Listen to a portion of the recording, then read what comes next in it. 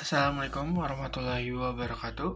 Kami dari kelompok 4, kami akan menjelaskan penelitian yang telah dilakukan dengan judul Analisa Kebutuhan dan Kapasitas Ruang Parkir, yang dimana variabel X atau bebasnya adalah kebutuhan dan variabel Y atau terikatnya adalah kapasitas.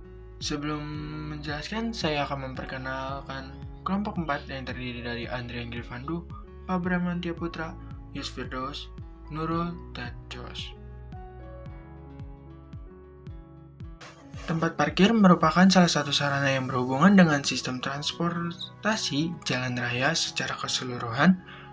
Untuk mendukung kebutuhan melakukan kegiatan berpergian, mayoritas penduduk saat ini lebih memilih menggunakan kendaraan pribadi, sehingga tidak dapat dipungkiri diperlukan adanya tempat atau kapasitas ruang parkir yang memadai dan mencukupi. Penyediaan lahan parkir untuk Universitas BSI Cikarang atau Universitas Bina Sarana Informatika Cikarang sangat penting karena akses menuju lobi utama sudah seharusnya bebas dari hambatan kendaraan yang parkir di badan jalan pada area universitas karena meningkatnya jumlah mahasiswa. Desain penelitian ini menggunakan pengumpulan data menggunakan kuesioner dengan sampel dari 23 mahasiswa tentang persepsi mereka terhadap kebutuhan dan kapasitas ruang parkir Universitas BSI, dan ada 4 dalam pengolahan data digunakan software SPSS versi 27. Ada pula, teknik penelitian ini menggunakan pendekatan kuantitatif.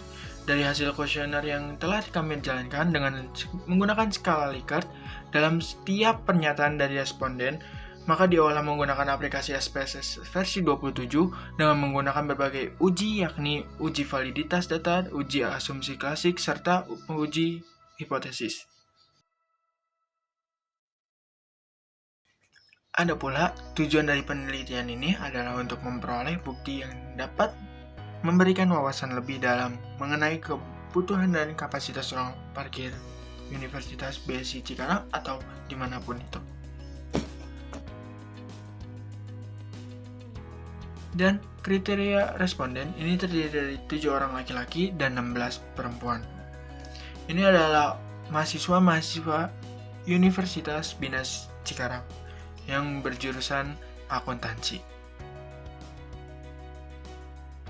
Penelitian ini terdapat 23 responden. Berdasarkan tabel R, maka kita menggunakan nilai korelasi persen lebih dari 0,3515. Jadi, dari penelitian yang kita lakukan, kita mendapatkan data di mana variabel X dan Y atau kebutuhan dan kapasitas itu dinyatakan valid karena berdasarkan tabel di atas, variabel X dan Y dinyatakan valid nilai korelasi persen lebih dari 0,315. Dengan ini, item pernyataan tersebut bisa dilanjutkan di uji selanjutnya. Jadi dari uji reliability ini kita melihat ini reliable atau tidak. Jika nilai alpha kurang seper lebih dari 0,6, maka data dinyatakan reliable. Dan sebaliknya, jika nilai alpha kurang seper kurang dari 0,6, maka data dinyatakan tidak reliable.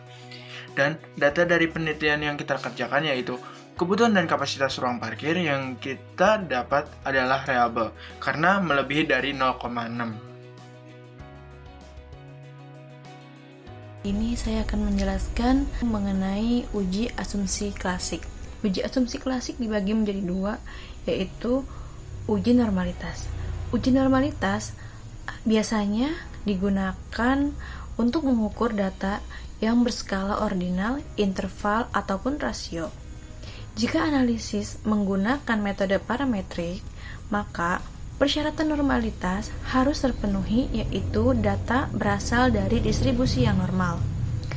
Jika data tidak berdistribusi normal atau jumlah sampel sedikit dan jenis data adalah nominal atau ordinal, maka metode yang digunakan adalah statistik non-parametrik.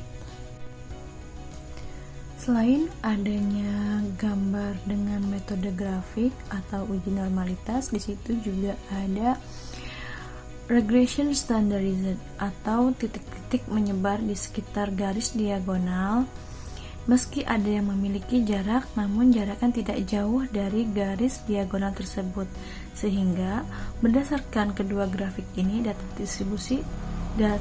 terdistribusi. Berdasarkan data yang kita miliki dengan melihat dua metode grafik yang ada di layar, bahwa uji yang kita lakukan dapat dikatakan data tersebut terdistribusi dengan normal. Yang kedua ada uji autokorelasi, yaitu analisis regresi yang bertujuan untuk menguji apakah terdapat korelasi antara kesalahan pengganggu pada periode 1 dengan periode sebelumnya. Uji ini merupakan bagian penting dari uji asumsi regresi linear.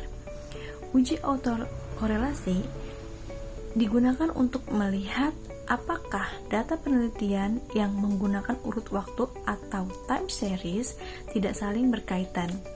Dalam uji asumsi klasik, metode yang paling banyak digunakan yakni metode Durbin-Watson karena kemudahan dalam melakukan tabulasi dan analisa data.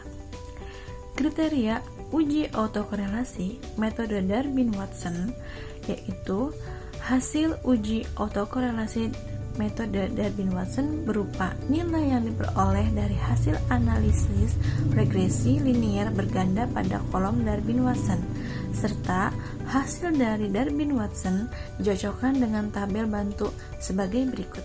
Oke, kita bisa melihatnya ya, seperti yang ada di layar. Oke, kita masuk ke uji heterokedastisitas. Uji ini yang bertujuan untuk mengetahui apakah terdapat ketidaksamaan varian residual atau error chair pada model regresi linear ini. Dalam kesimpulan ini, berdasarkan hasil uji dapat dilihat pada kolom SIG variabel X1 memiliki SIG 0,069. Variabel tersebut memiliki nilai SIG lebih besar dari 0,05, sehingga dapat disimpulkan bahwa tidak ada gejala heteroskedisitas atau sampel penelitian bersifat homogen. Selanjutnya kita masuk ke slide uji multikolinearitas. Pengujian ini untuk mengetahui apakah ada korelasi yang tinggi antara variabel-variabel bebas dalam model regresi linear berganda. Berdasarkan hasil uji multikolinearitas ini dapat dilihat dari nilai tolerance variabel X1 lebih dari 0,01 dan nilai F1000 lebih kurang dari 10. Dari nilai tersebut dapat disimpulkan bahwa tidak ada gejala multikolinearitas, sehingga tidak ada hubungan antara variabel bebas dalam mempengaruhi variabel terikat. Saya akan memaparkan pengujian hipotesis. Jika nilai T hitung lebih besar nilai T tabel signifikasi, jika nilai T lebih besar nilai T tabel maka dianggap tidak signifikan. Kemudian uji T 3092. Kemudian jika nilai T hitung lebih besar maka nilai T tabel signifikasi. Jika nilai T hitung lebih kecil nilai T tabel maka dianggap tidak signifikasi. Pengujian hipotesis. Uji F 3,680. Di sini akan menjelaskan uji determinasi. Uji determinasi dibagi menjadi dua, uji determinasi parsial dan simultan. Uji koefisien determinasi adalah uji dalam statistika yang digunakan untuk mengetahui seberapa besar variabel independen terhadap variabel dependen. Nilai koefisien determinasi berkisar antara 0 dan 1. Dengan semakin tinggi nilainya maka semakin baik prediksinya. Di uji determinasi parsial, dan di sini saya juga akan menjelaskan uji regresi. Kemudian pada variabel X terdapat nilai positif sebesar 0,500 yang menunjukkan bahwa semakin meningkat kebutuhan ruang parkir, maka kapasitas ruang parkir akan ikut meningkat.